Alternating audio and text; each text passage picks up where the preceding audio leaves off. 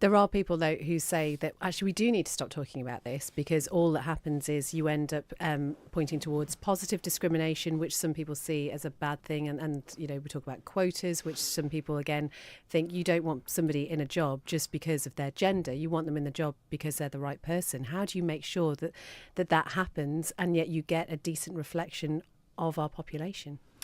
Well, I would be in favour of positive discrimination.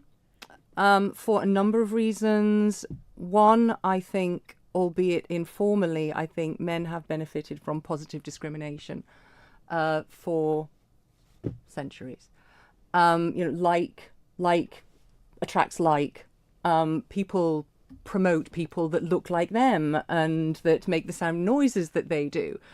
And by the same token, as individuals, we see ourselves in certain situations because we are reflected back in that, in that management role. Well, I can see myself in that role because it's look at all those women. So I'm a woman. I would fit in.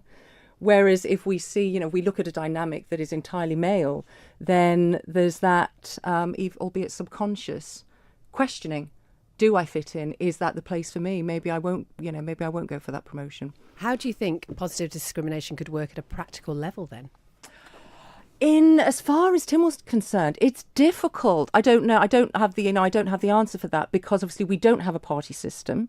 So it's not the case that you would insist upon the Manx Labour Party putting up equal number of candidates or whatever. So given that everyone is, or rather, most members are, at least in theory, independents.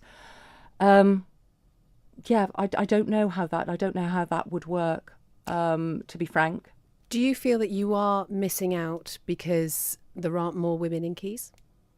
I think there's an awful lot of evidence that suggests that more diverse organisations work better.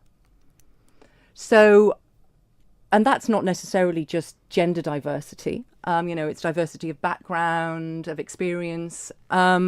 So I think we are undoubtedly missing out on a lot of talented people. And as I say, that this, the evidence suggests that we're maybe, not getting the best of the best currently standing. We're getting a lot of like attracts like, and a lot of people that, well, I've got a friend that does it, so, and he's told me to talk to the right person, and so yeah, I think we are missing out, and we could be better run if we had more diversity. I guess the difficulty here is always going to be we have, really quite a small pool to choose from. We've got a very small population, really, to form a government from. And so presumably we're always going to struggle in getting, a really diverse mix of people in there. From 80,000 something bods, it's going to be difficult, isn't it? It is. But, if we could start with reflecting at least, the gender split. It's a start, and that we're nowhere near that now. When that's got to have that's got to be meaningful if we can get there. And I think we do generally have some very talented people in there. I was at a presentation that Jane Poole Wilson gave a month or so ago, and she is, I'm a big fan. She's incredibly articulate. She's plainly massively intelligent. She's incredibly rational. She's just very impressive as an individual, and the fact that she has chosen to take up a role in Legco, I think it's hugely positive. So what do you feel then, from the bits you've sort of learned over the time you've been working on this, what do you think are some of the skills that we need to be looking for in women that may well really fit in this sort of environment? The ability to work with a diversity of people,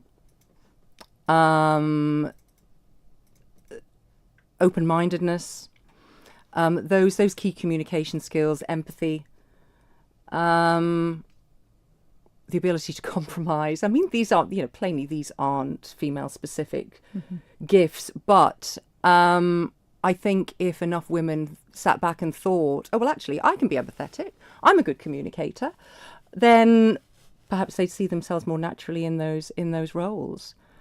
I think hopefully the days of the so-called alpha males butting heads, are on the way out, I hope.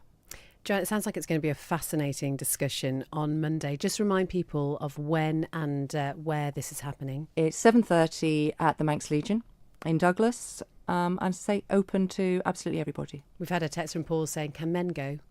Absolutely.